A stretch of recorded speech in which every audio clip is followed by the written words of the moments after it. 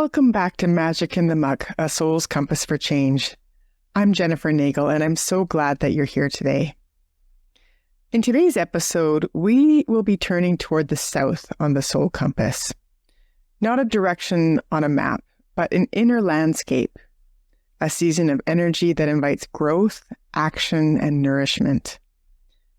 In earlier episodes, we've explored the east, the place of new beginnings and vision, and the west, the place of release and integration.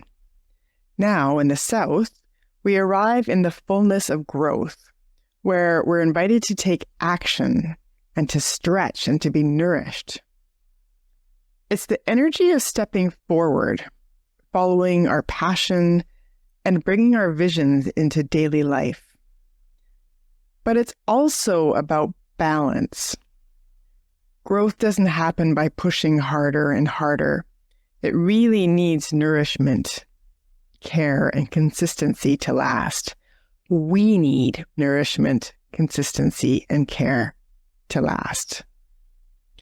How many of us have learned this the hard way, where we go, go, go, and do, and give, until we're completely depleted?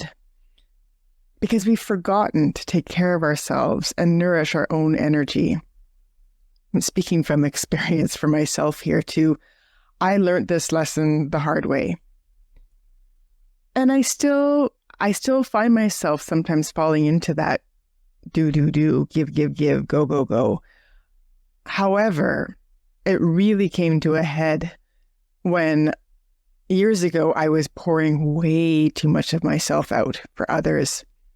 Caring and working, always on the go.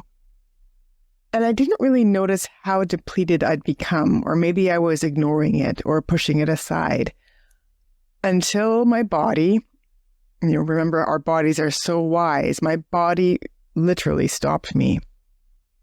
If you've been following along in these episodes, back in episode 1, I talked about my MS diagnosis. And that really was like a red light flashing, saying, Jennifer, you cannot keep living this way. And it took that to really stop me, to really pay attention. Facing my MS and seeing it as a teacher, I've really learned experientially, not just cognitively, but through experience, where I had not been nourishing myself. I started to actively and consciously make changes in my life. I learned to prioritize sleep because that was one of the first things that I'd really been neglecting for years. And not just neglecting. I mean, I've had 2 children too. So sleep deprivation is a real thing when raising children. But now, with my kids being older, I've learned to prioritize sleep and started listening to what my body actually needed. I changed my diet and the foods that I eat in order to eat foods that nourish my brain, that support my brain, and that prevent inflammation. I also began working out regularly, strength training at the gym, getting a trainer to help me with balance, exercises to help with strength and balance. And believe it or not, right now, today, I am stronger and more balanced now than I ever was before my diagnosis. I have my MS to thank for that, for the discipline that it gave me to put the time and energy into nourishing myself so that I can keep doing what I love and following my passions. So because of all of that, I'm flourishing in new ways, not from doing more, but from caring for myself differently. That is the essence of the South. Growth that's sustainable because it's rooted in balance. So when we step into this direction of the compass, the question becomes, what needs my steady attention so that it can grow well? It's not about grand gestures. It's about the small, daily, everyday choices that either builds our energy or drains it. The South invites us to notice where we're overextending, where we might be undernourished, and where a shift in how we care for ourselves could make all the difference. Virginia Satir's model of change reflects this beautifully. After the chaos, after the transformation and integration, comes the stage of putting new patterns into practice. That is the South, where we put into practice and take action to really build on new patterns, new ways of nourishing ourselves, noticing what supports us, and then returning to it day after day. It's ordinary, sometimes repetitive, but that's how we form the new neural pathways when we repeat ordinary, nourishing, helpful acts to support us. It's what allows the transformation to be sustained and actually take root. If I weren't continuing to take care of my sleep and my eating and my exercise and my meditation and reflection and self-care, then I don't think I'd be doing as well as I am today with the MS. So let me ask you this. When you look at your life right now, where do you feel a sense of energy and aliveness? What areas give you a sense of vitality and fullness? And then what areas of your life do you feel a little worn down, maybe stretched too thin, or in need of more care? Maybe it's in your body, maybe in your relationships, or in the way you spend your time. Just notice. You don't need to fix it all at once, but just start by paying attention and noticing and see how that informs where you put your energy and how you use your energy. Let's take a moment to do a little reflection, a guided visualization. Take a moment to get comfortable and closing your eyes if that feels right, whatever fits for you. And just notice your breath. Not needing to change anything about it, but just notice, bring your awareness to your breathing. Gentle, easy, flowing in and out.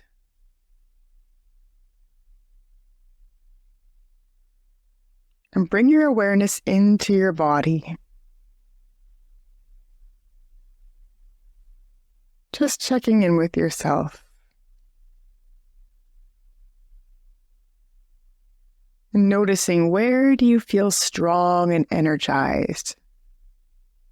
Checking with each part of your body. What parts feel strong? What parts feel tired or tense or empty? Just paying attention.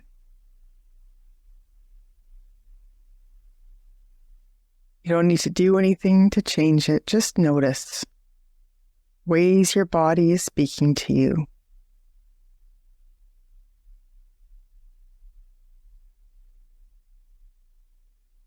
And then let's bring our awareness to daily life. Your work, your relationships, your home, your creative projects.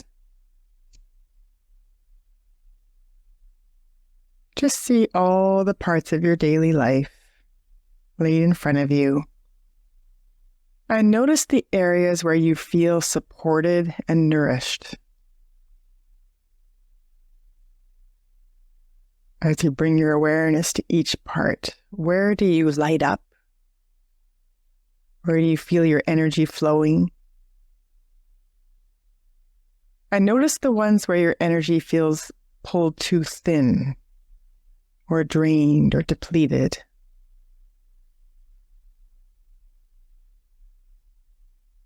And just breathe into those places. With each inhale, invite in nourishment, energy, and steadiness. Breathing in nourishment and compassion. With each exhale, release any pressure to push or overdo. Inhaling nourishment, exhaling, releasing tension, releasing pressure. And ask yourself gently, what's one part of my life right now that would really benefit from a little extra care?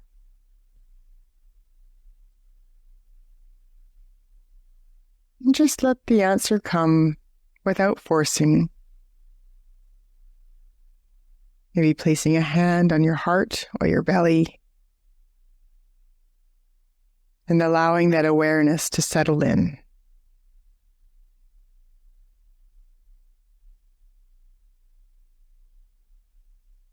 And just give yourself a message of appreciation.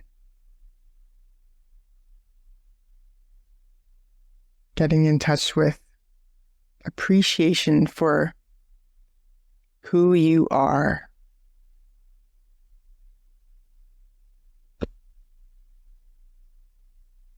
Showing up within yourself. Showing up for yourself in this moment in time as you give yourself the gift of noticing, connecting,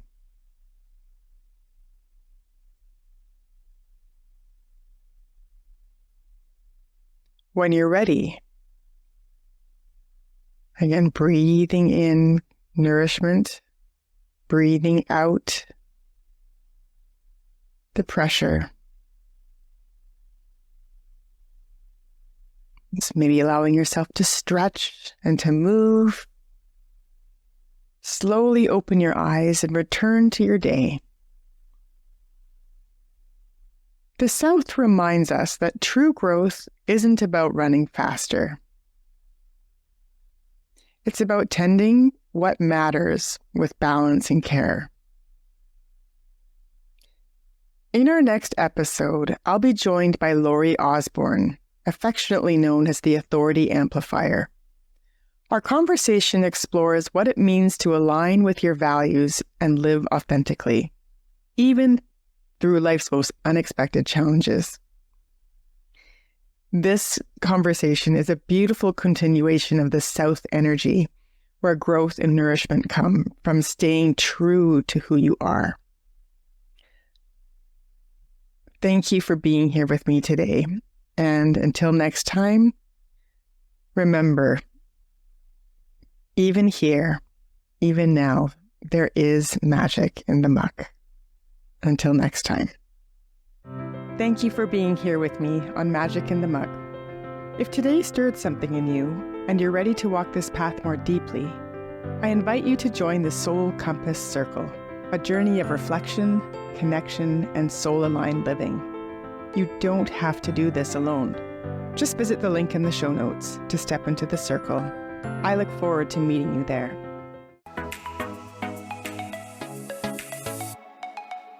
I'm Michelle Abraham, founder of the High Vibe Podcast Network, and we're honored to have Jennifer Nagel's show Magic in the Muck as part of our network family. For more inspiring shows like this one, visit highvibepodcastnetwork.com, and don't forget to grab your free gifts from our hosts in the gift fold. Stay high vibe and keep sharing your light.